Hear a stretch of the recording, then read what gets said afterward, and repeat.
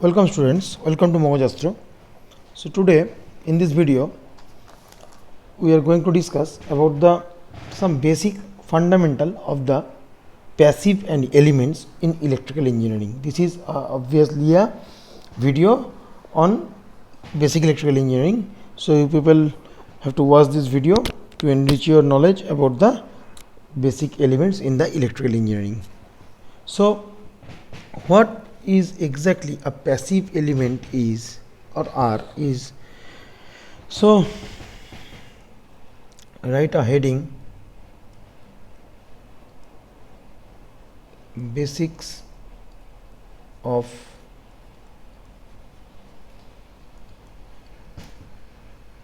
passive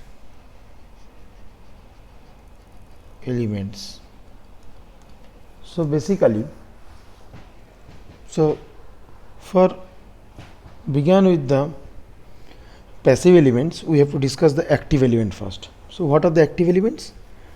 The elements which is nothing but a source of electrical energy are the, or which can capable of increasing the level of the signal energy is called the active element. That is a battery.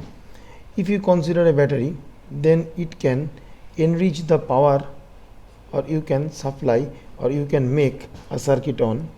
That's why you can tell, or you can take a battery as a active element. Okay, like that the BJT, the FET, the op amp, all are treated as an active element because they can be used for amplification, that is the enhancement of the power.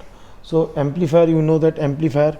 So the operational amplifier is one of the amplifier which can generate, which can increase the level of the signal energy. That is the increase the amplification is done by the operational amplifier. Okay. Likewise, which are the passive elements? The elements which cannot capable of generating any signal.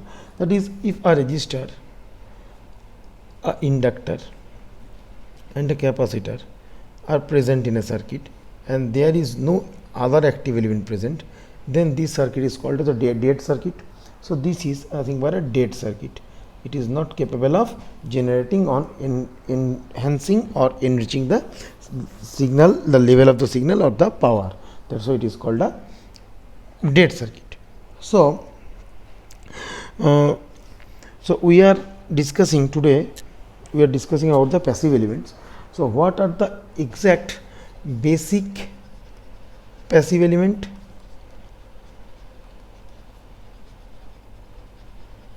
They are resistor,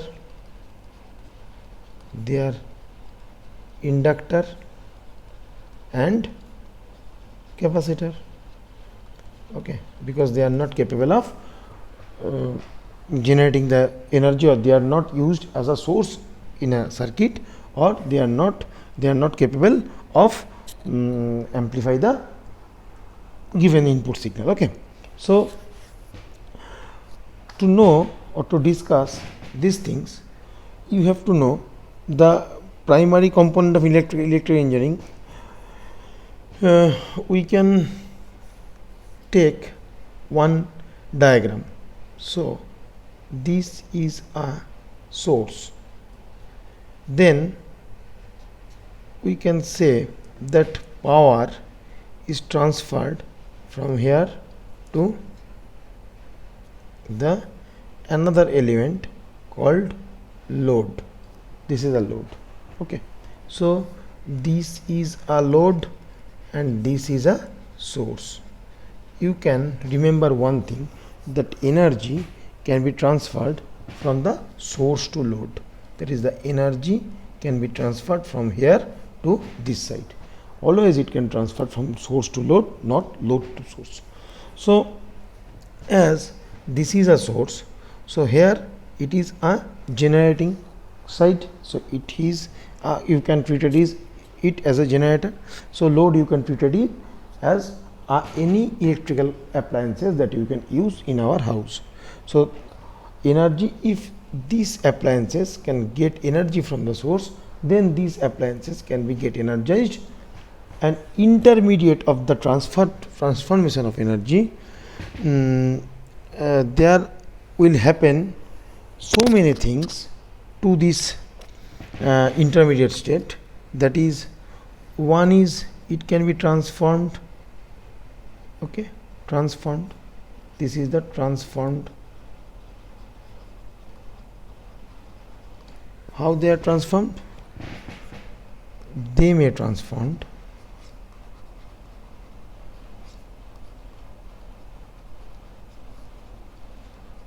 as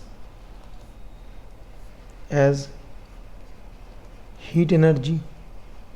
They can transport formed as the magnetic energy, or they may transformed as a mechanical energy.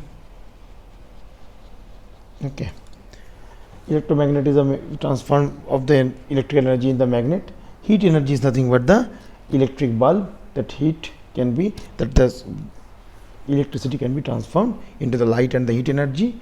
Or a motor is nothing but example of a transformation of the electrical energy to the mechanical energy. So one thing, it is a very basic concept that you have learned in class 8 9th standard, that energy is neither be created nor be destroyed. It can be transformed from one state to another. That is a conservation of laws of energy, or everybody knows.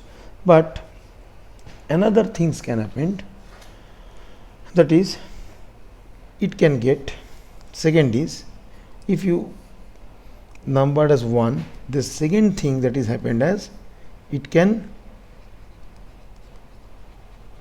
get lost.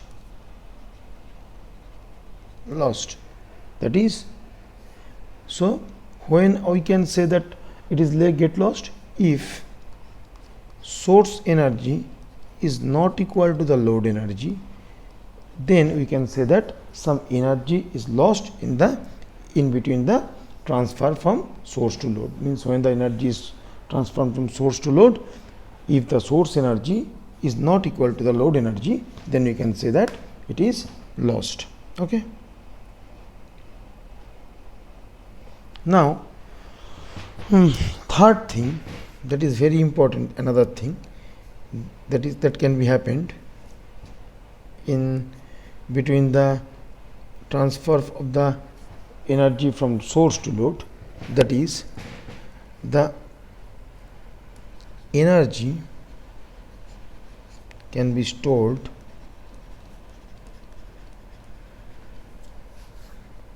and it is stored in the form of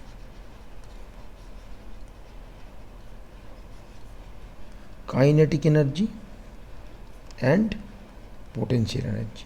Okay, so the energy which can lost, we cannot get back, but the energy which can store, that can be get back, or that can be recovered later and sent either to the load side or to the source side. Okay, so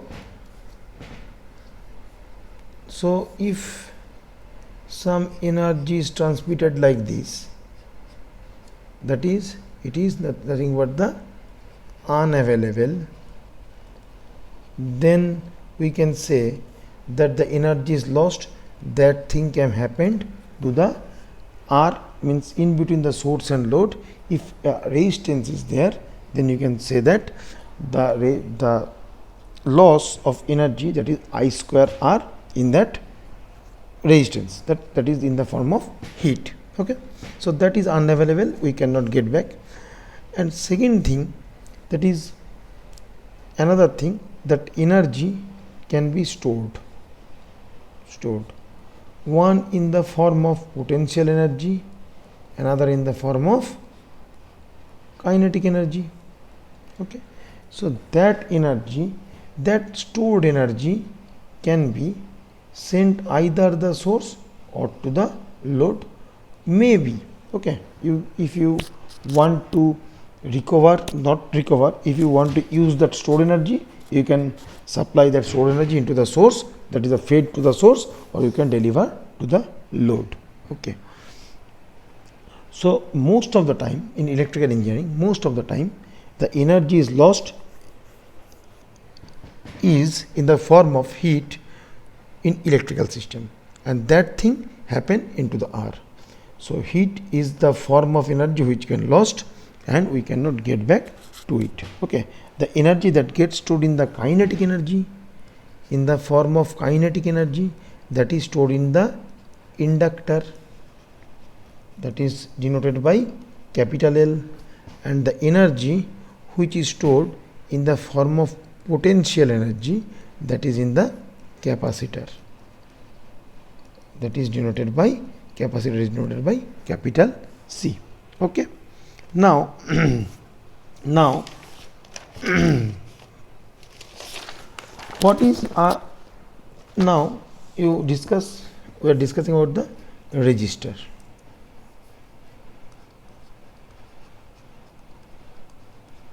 Okay, so what is the resistor and what is the feature of the resistor, that we have to discuss. So discussion topic is what is the resistor, and second thing is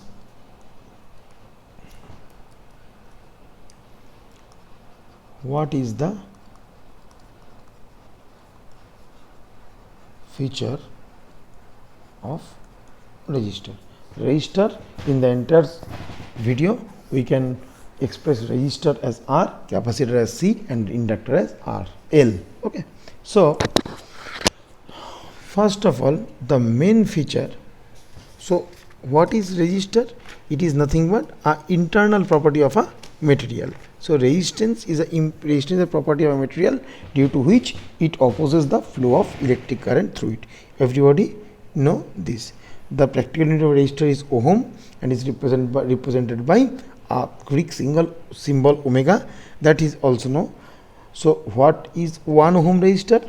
A conductor is said to have a resistor of 1 ohm if the potential difference of 1 volt across its terminal causes a current of 1 ampere flow through it. Means if you apply 1 volt, and due to that in a conductor, so you have to apply a potential across a conductor. So this thing as a conductor, this is a conductor, so you have to apply the voltage across the conductor. So one thing you have to write, that voltage is a across variable, very important point, and current is a flow variable, because current is flowing through a conductor and voltage can be measured across the conductor. So if you apply a voltage across the conductor, then if the voltage applied is 1 volt, and due to this in this conductor, if 1 ampere current is flowing through it, then you can say that the R, that is the resistance of this conductor, is 1 ohm. Okay, everybody know it, I think. Now what is the VI characteristics of the resistor? So from that we can conclude one thing, that is what is the open circuit and the short circuit, and I hope all of you know that what is exactly a open circuit and short circuit means. So if you want to draw a graph, VI graph, so this is a graph, this part represent, this part if represent V and this part represents I, then if you plot the VI characteristics graph of a resistor, then it should be, make it narrow, so it should be like this. It is a straight line going through the center. Okay, that is the 0 point. Okay, so now one thing you should do, that you have to find from this graph what you find. If it is v, it is I. So if you draw one slope, if this is a slope, then from this slope you can find what? So this is a I and this is a v. So I by v is nothing but the 1 by r. So if this is I, this is v, and this is theta, then theta, tan theta is nothing but I by v is nothing but the, I know that I by v is equal to 1 by r, that is the conductance of the conductor. So that we can find from the VI characteristics of Ohm's law. Now you have to shift this graph parallel with the y-axis. Okay, you draw this graph parallel to the, shift this graph, that is, if you plot the graph and the nature of the graph is like this, that is the graph is shifted, plotted, and like it is a parallel to the y-axis or it is overlapping with the y-axis, then what should you conclude?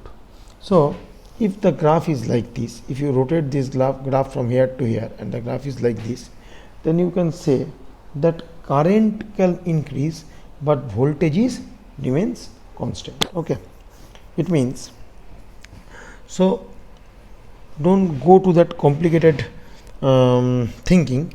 You just think that if the straight line in which is representing the resistance is aligned along a vertical axis. So I am again drawing this graph. If this is V and this is I, this is V, this is I, and the graph is like this, it means that the slope is what? Infinite. So slope is what? Slope is nothing but the 1 by r is equal to, so you can say that slope 1 by r is equal to infinite. So when 1 by r is infinite, if r becomes 0, so 1 by 0 becomes infinite. So when slope is infinite, it means that the resistance of the conductor is 0. That means it is a short circuit.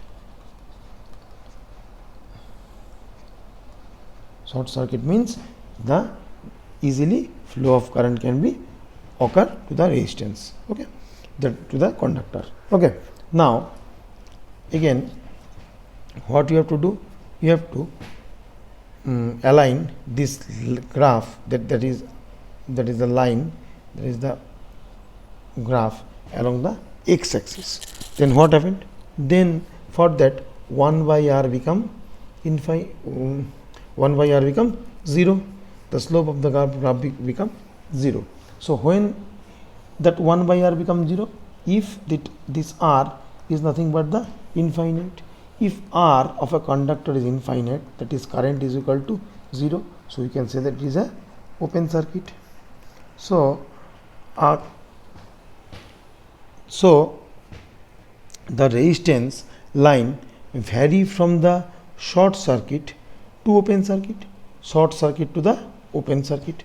When it is become short circuit, when it is aligned along I, that is the y-axis. Okay, so the resistance line vary from the short circuit to open circuit along the, means short circuit along the vertical line axis to the open circuit along the horizontal axis. So I, we know that I is equal to V into 1 by r, that is the V by r. So from here you can write that V is equal to IR. This is nothing but Ohm's law that you all know. Okay, now if you consider a resistor, it is a non-dynamic component. What does that non-dynamic component means? Not the non-dynamic components means that there is no history, that is resistance is a time independent, there is no history, there is no initial conditions across a resistor.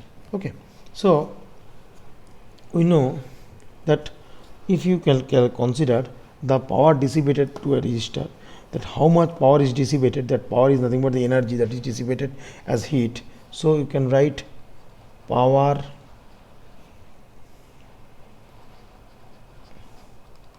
dissipated in R. So we know that V is equal to R into I from Ohm's law. So when current flows through any resistor, power is absorbed by the resistor, which is given by P is equal to V into I. Now the power dissipated in the resistor is converted to the heat. That power which is dissipated, that is converted into the heat, which is given by E is equal to, if the time is taken 0 to t, Vi dt. Okay, so you can put that 0 to t,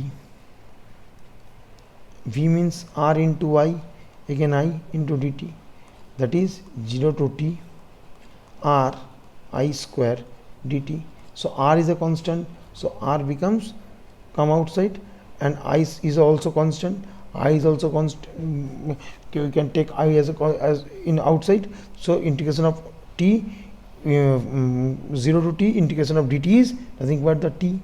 So it can be written as I square RT. This is nothing but the Joule's laws of heating, and you see that this is a non-dynamic characteristics, that is that there is no past history of resistor if you consider it. Okay, so the power can be dissipated in the three forms. P is equal to VR IR. Okay, so that is the nothing but the energy, and another is V can be written as IR into R, again IR, so you can be written as IR square R, I square R, or you can write it as VR into IR is written by VR by R, that can be, that is written by VR square by R. So there are three forms of power. One is VR into IR, it is well known form. IR square R or I square R, another form, and V square by R, and this is the third form in which that it can be dissipated. Now if you consider inductor, so inductor, what is inductor actually is? So inductor is also stores a kinetic energy, that is in the form of, the energy can be stored in the form of kinetic energy inside an inductor. So if you get heading inductor, so the energy can be stored in form of the kinetic energy. Okay, because the current has a state variable in the inductor. Why? I shall discuss it later. So this is a inductor is a dynamic component, means it has memory, that is the initial condition, or it has history, that is the, it is dependent upon the current. Okay, so the property of inductor is nothing but a inductance. So the analogy of the inductor is, if it is a turbine and it has some blades are there, and water is flowing over here, so water is flowing over here, so due to the flow of the water, this turbine gets this turbine is rotating along this direction. Okay, if it is nothing but the mass of water which is flowing, the energy stored in the flowing mass of water. So energy stored in the flowing mass of water. Okay, So as water is flowing, the much flow of water, the much rotation of the turbine happened, and due to that much current we can generate. Okay, so here energy stored in the flowing water, which is a flow variable, and as it has a kinetic energy, that's why in the inductor the energy is stored in the form of kinetic energy. So the property of inductor of a coil is the inductance. So inductance is the property, is the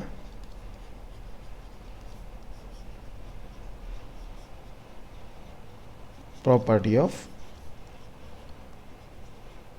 inductor. Okay, so inductance is the property of inductor.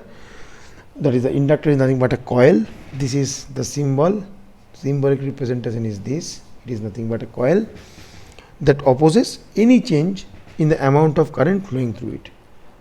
The current, if some amount of current is flowing through it, then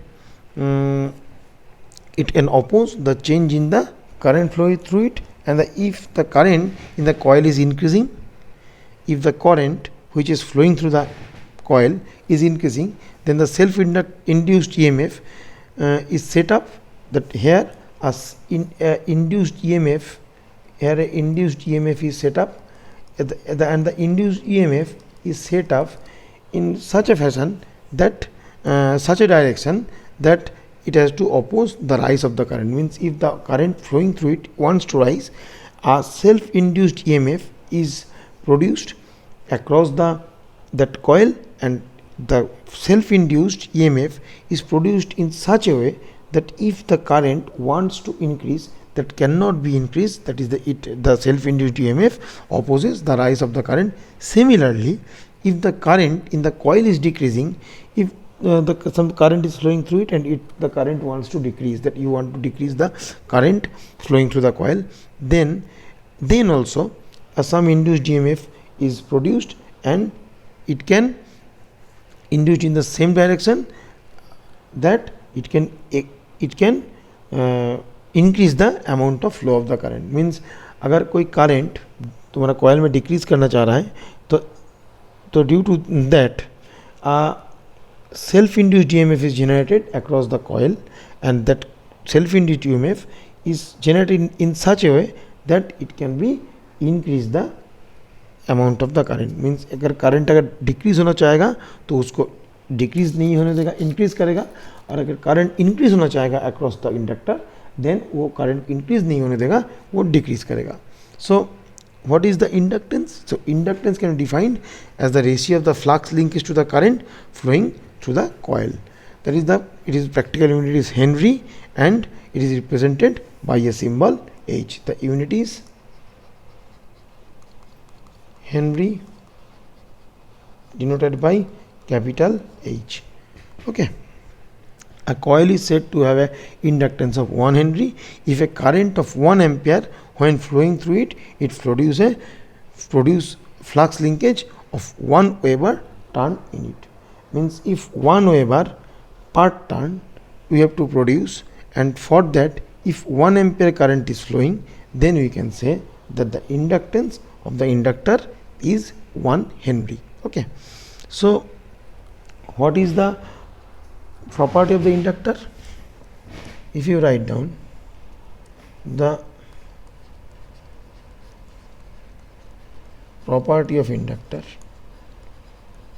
then you can say that first is that the inductance L is directly proportional to the number of square of the number of turns. Means if the number of turn is increased in a coil, then the inductance of the coil is also increased. Okay, this is the one of the most important aspect you have to know, because when you study the transformer, then this type of knowledge you have to know. Okay, so second is it is directly proportional to the cross section area of the inductor. That is the L proportional to area of cross section of the inductor. Third one is it is inversely proportional to the mean length of the inductor, that is L is inversely proportional to 1 by L. Okay, so you can together you can write that L is proportional to the n square A by L. So again, if a proportionality constant is there, you can write L is equal to mu n square A by L. What is that mu? Mu is nothing but the absolute permeability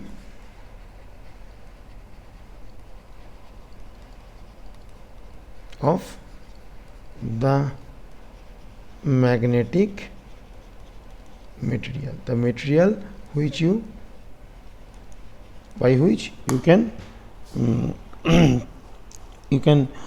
build up, you can make a inductor that should be a magnetic material. Okay, now so L is the mean length of the inductor, A is the cross section area, and mu is the absolute permeability of the magnetic material. Now what is the current voltage relation in an inductor? Write down heading current voltage relation in a inductor. Okay, now so we know that V is equal to L di by dt. This is nothing but the dynamic equation of an inductor, and you know that it is dependent upon the change in current, okay, with respect to time. If the change in current with respect to time is means if current is changing with respect to time, then the voltage across the inductor is also changes. So L is the inductance and di by dt is the rate of change of current. Okay, so L V is equal to L di dt. You can write dynamic equation of inductor. Okay, now so you can write that di is equal to 1 by L V dt. Di is equal to 1 by L V dt. Okay, just cross multiplication. Now integrate both sides with respect to I, that is the, you know that I is the state variable. Okay, I, that is the current, is the state variable. Means change of current can change of voltage, current voltage relation, that is the change of voltage across the inductor.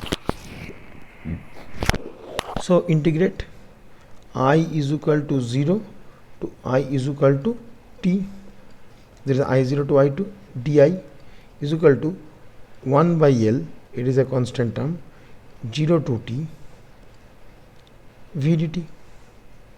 So we can say I t, so that is the I t minus I naught is equal to I t is equal to 1 by L integration of 0 to t v dt plus I0. This is nothing but the initial condition. That's why I am telling that it is a dynamic, the inductance is a dynamic characteristics. That is, the inductor has some dynamic characteristics, and the dynamic characteristics depend upon the state variable. In for inductor, it is I is a state variable. Okay, so we can write I t is equal to 1 by L 0 to t v dt plus I naught. So when there is no current, that is I0 is equal to 0, then you can say that IT is equal to 1 by L integration of 0 to t v dt. Okay, this is a very important expression for your entire electrical engineering. Okay, now what is the energy stored in the inductor. Now write an heading. This is the current voltage relationship, this is the, now you have to write, so make one mark, then you can write as the energy stored in inductor. Okay, now so now consider a coil of inductance L carrying a current I. This is an inductor which is a inductance L and which is carrying a current I. Okay, when current is changed from 0 to the maximum value, that is the current can change. If you write it as capital I, so that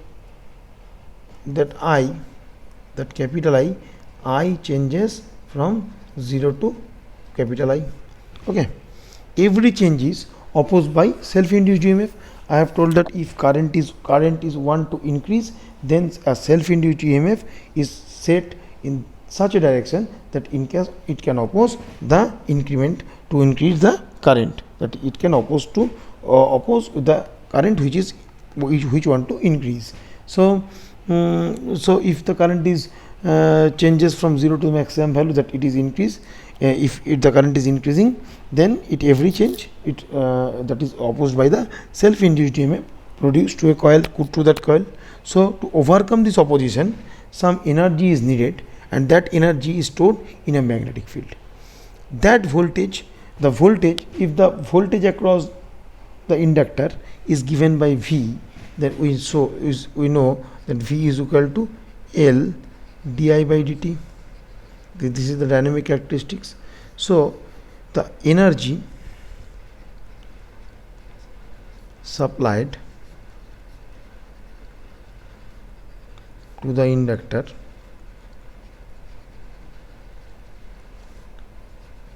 during dt time, if the total energy is E, then in dt time the energy becomes dE, and it becomes V into I dt. D is equal to E is equal to V into I. Okay, so we can say that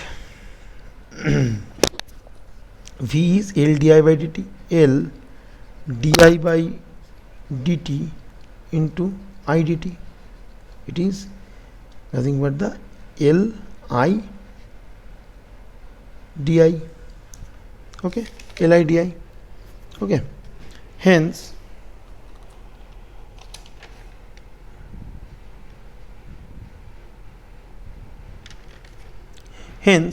the total energy is nothing but the total energy. If you want to find the total energy, then we have to integrate the d, and it becomes 0 to I, because current changes from 0 to I. So it is the integration 0 to I dt as 0 to I Li di. It is nothing but the half L I square. If you integrate it, you can get here half Li square. So this is the expression for the energy which is stored in the inductor, and it is in the form of kinetic energy. Okay, this is the story of the inductor. Now you can consider a capacitor. Okay, so a capacitor, what does a capacitor and what is the characteristics of capacitor? So capacitor is a dynamic, obviously. Again, capacitor, it is also a dynamic component, that is it has some history, it can store its past state, so it has some history. Second is it can store its past state, so it has some initial condition.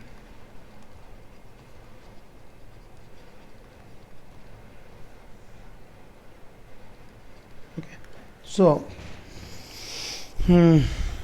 It can, one thing you should keep it in your mind, that it can store energy in the form of potential energy. What is the analogy of that? So if here it has a, here is a tap, it is a tap is there, constant, there is a constant flow of water. Okay, constant flow of water. Now you there is a reservoir, or there is a tub, and it has also a outlet, it has also outlet, that is another tap is connected from here. So here also some water is coming out from this tap. So so this is the level of the water. Okay, by which it is, the water is stored over here and some water is coming out here. So this is nothing but the charging of capacitor. This is nothing but the discharging of capacitor. Okay, so if this is the height of the tub h, this is nothing but the height of bucket is the potential energy. So battery has two terminal, one is input terminal and another output terminal. Once a battery is charged and that has some capacity, that is that 100 milliampere, 500 milliampere, 6000 milliampere, 5000 milliampere, and if once it's charged and it has some capacity, beyond that it cannot be charged.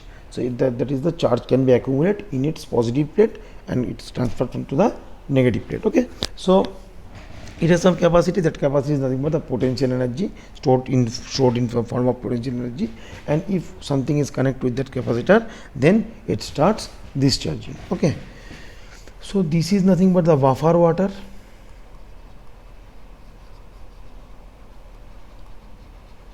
which is nothing but a potential energy. Okay, so the capacity of the tub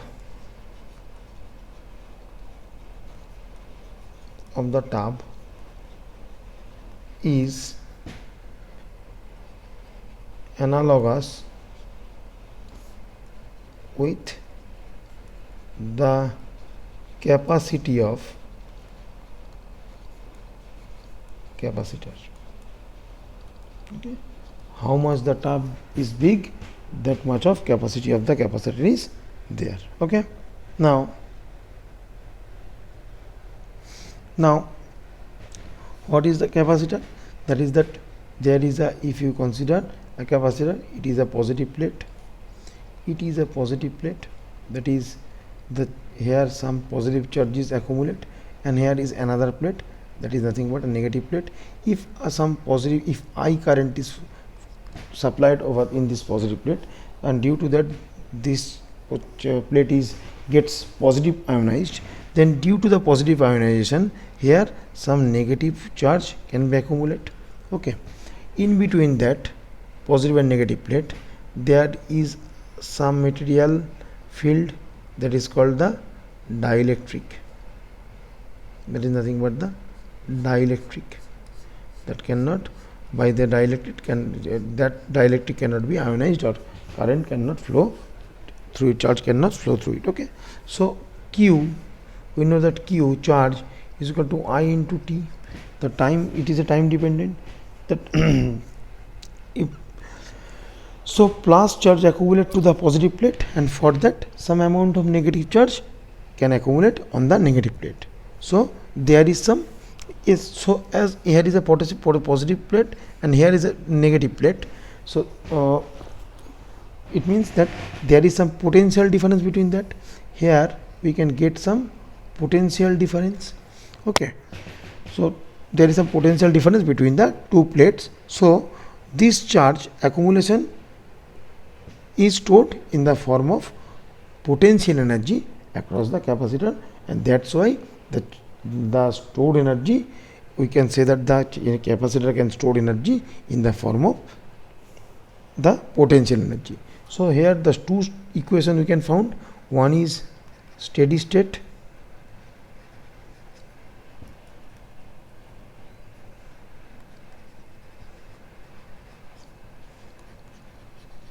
that is Q is equal to I into T, and Q is equal to CV. These two are the steady state equation. And dynamic equation is what? Dynamic equation for capacitor is I is equal to C dV by dt. You see that I, the charge, when there is a charge, so that is that the I is there.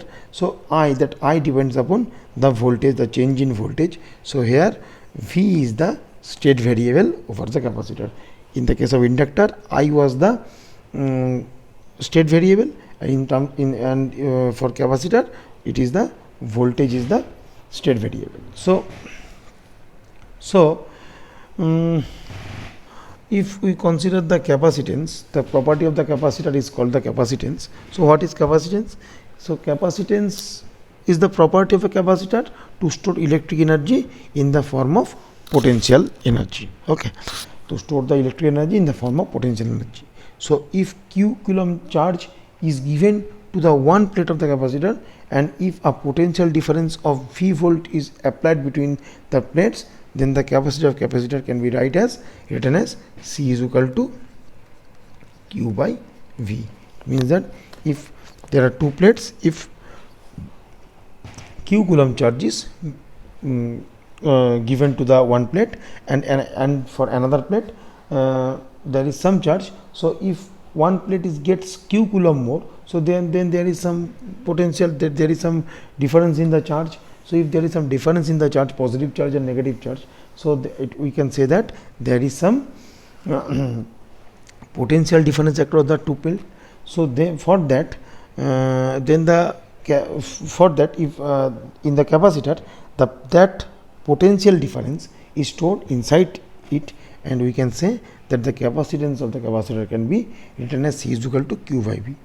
The practical unit of capacitor is farad, F-A-R-A-D, farad.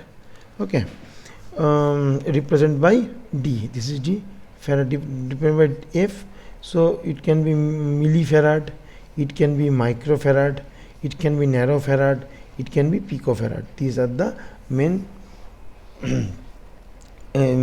units which we can use in our electrical engineering. So millifarad is nothing but the 10 to the power minus 3 farad.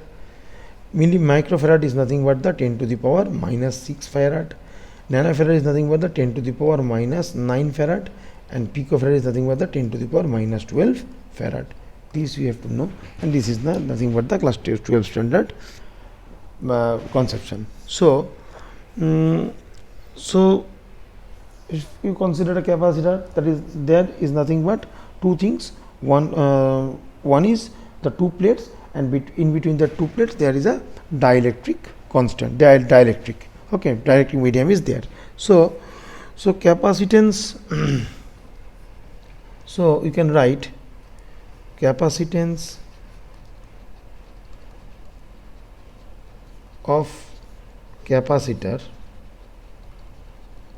depend upon some factors. One is that is the C is directly proportional to the area of the plate. A is equal to area of plate, and second is C is inversely proportional to the distance between the plate, that is the 1 by D. D is the distance. If distance is more, then the capacity of the capacitor is less. So there is one plate, and there is the another plate. one is positive plate, one is negative plate. So distance between them is d, and the area is nothing but this area. If this area is increased, then capacity of the capacitor is increased, and if the d is increased, the distance between the plate is increased, then the capacity of the capacitor is decreased. Okay, so we can say that C proportional to A by D, or we can say that C is equal to epsilon A by D. Okay, so you know that D is the distance between the plate, A is the area between the cross section, area of the cross section, and epsilon is nothing but is equal to absolute permittivity of medium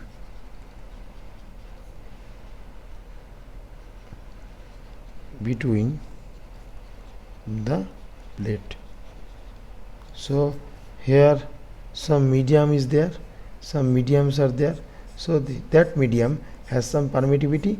That permittivity is denoted by the epsilon. Okay, so for capacitor is permittivity, and for inductor it is called permeability. Okay, the magnetic permeability. Now you can write, see the current voltage relationship of capacitor. That is, write down heading the current voltage relationship. Okay, so we know that the charge on a capacitor, so charge on a capacitor is denoted by Q is equal to C into V, where D is Q denotes the charge, V is the potential difference across the plate at any instant. So we can say that I, we know that I is equal to dq by dt, change in that is the rate of change of flow of the charge is nothing but the current. So we can write that d dt of Q is equal to CV. So you can say C dV by dt, I is equal to C dV by dt. So for that we can say that dV is equal to 1 by C I dt. That's the cross multiplication. So dV is equal to 1 by C into I dt. Now we have to find out the voltage, current voltage relationship. So if we find that you want to calculate the total voltage, so there is some V is from V0 to Vt, there is the minimum to maximum, there is 0 to maximum. So dV is nothing but 1 by C, as capacity of capacitor is constant, is equal to I is equal to 0 to T.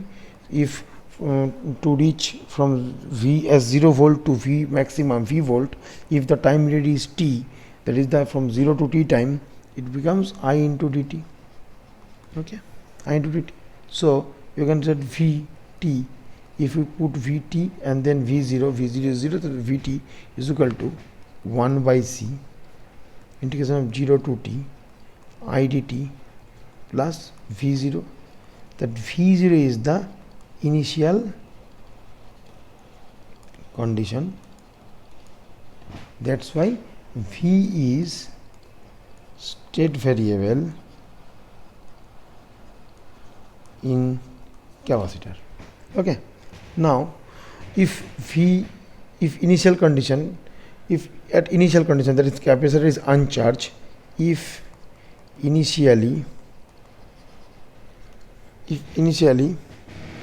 there is no initial voltage, there is no initial voltage, then we can say that Vt is equal to this into 1 by C integration of 0 to T I dt is the voltage expression, voltage current relationship in a capacitor. Now we discuss about the energy stored in capacitor.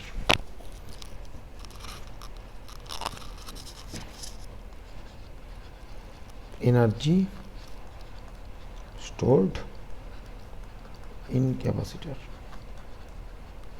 So in capacitor, energy stored is in the form of what? Potential energy.